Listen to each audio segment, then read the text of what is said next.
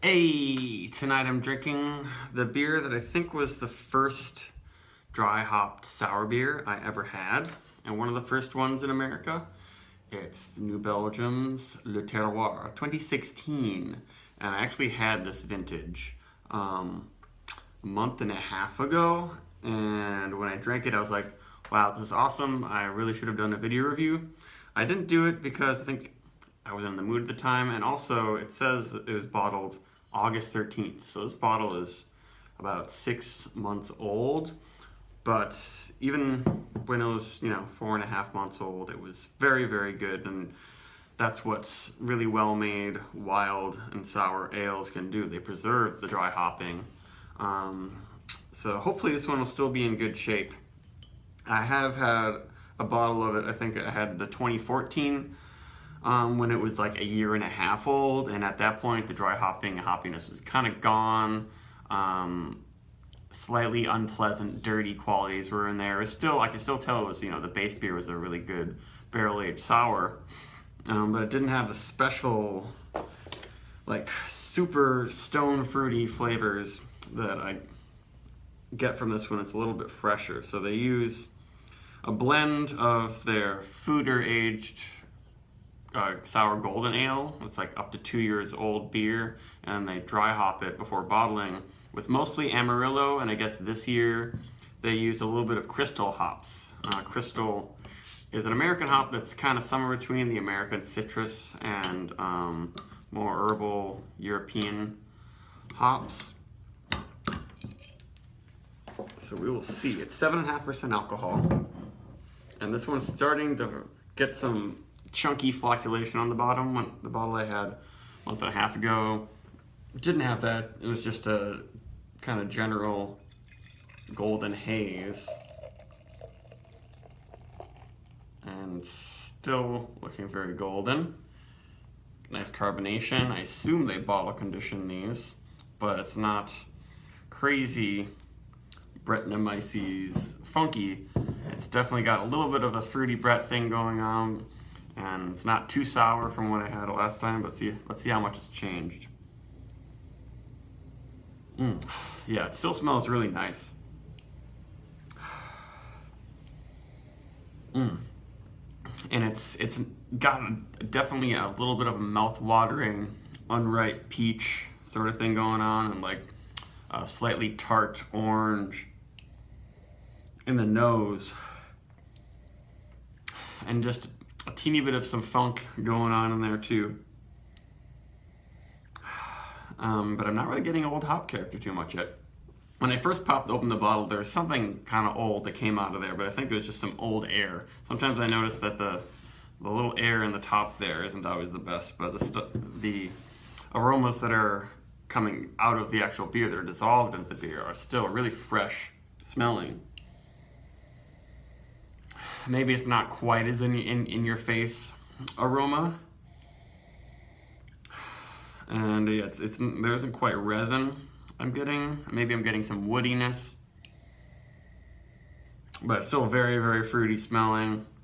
My mouth is just not quite watering. It's not that intensity of acid. That's what I noticed with the Almanac Hoppy Sour series, is that those ones are really good, but they're still very sour forward. And I feel like this one's using a little milder sour beer blend that works well with the hops. And I know they've been doing this for years and years, and every year they choose a specific blend that's going to work really well with the hops. They always use Amarillo, I believe, and then they sometimes use a little bit more of other hops, and this is smelling really good for being, 8-month-old beer.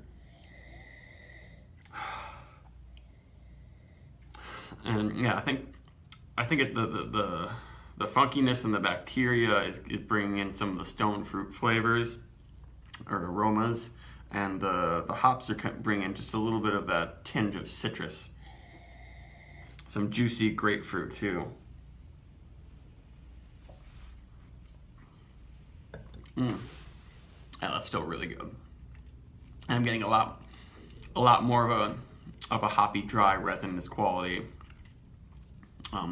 Green, some slight greenness in the flavor. it's amazing that maybe if the aroma is dying out, it's still having an effect on the flavor. Because dry hopping, a lot of people say, and I have said also, that it only really affects the aroma, but I think it does definitely affect the flavor, especially once it gets in your palate and you're kind of inhaling from inside your mouth. And that's not just your normal sour beer feeling on the tongue. There's definitely some hop effect.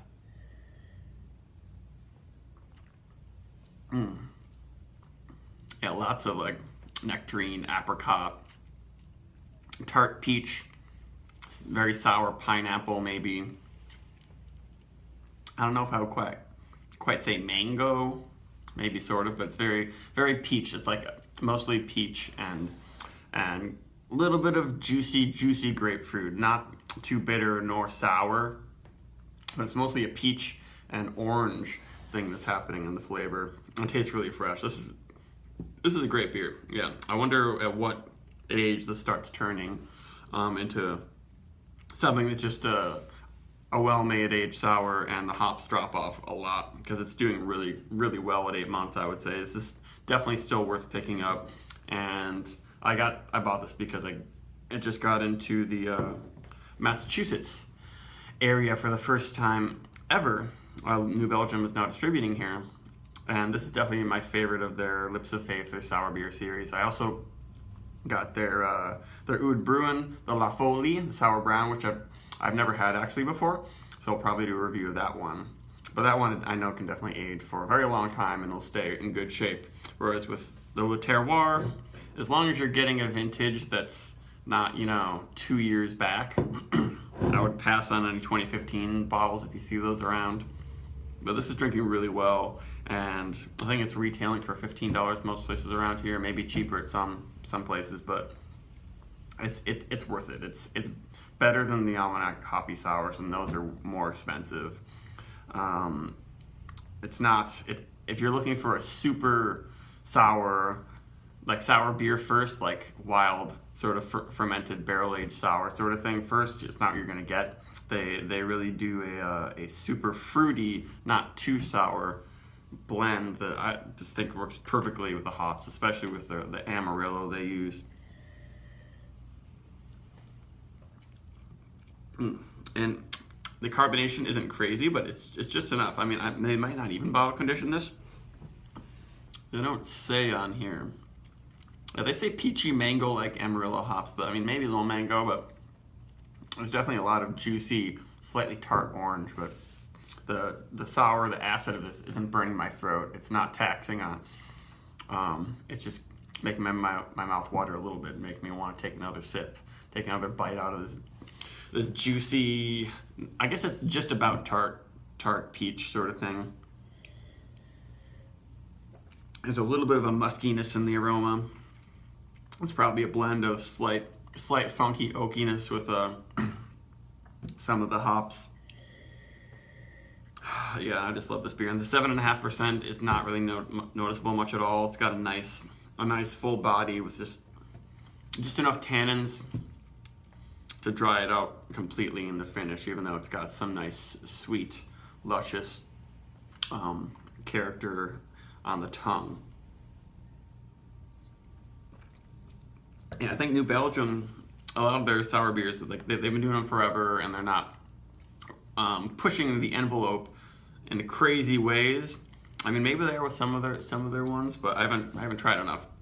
But I think people aren't going crazy for New Belgium. But I think Le Terroir it's one of the best, like, barrel-aged sour beers. I like some other hoppy sours that are just like not as much barrel. Maybe there's a blend of a little bit of barrels, but this one I believe is all barrel-aged beers, and it's way better than a lot of like just simple kettle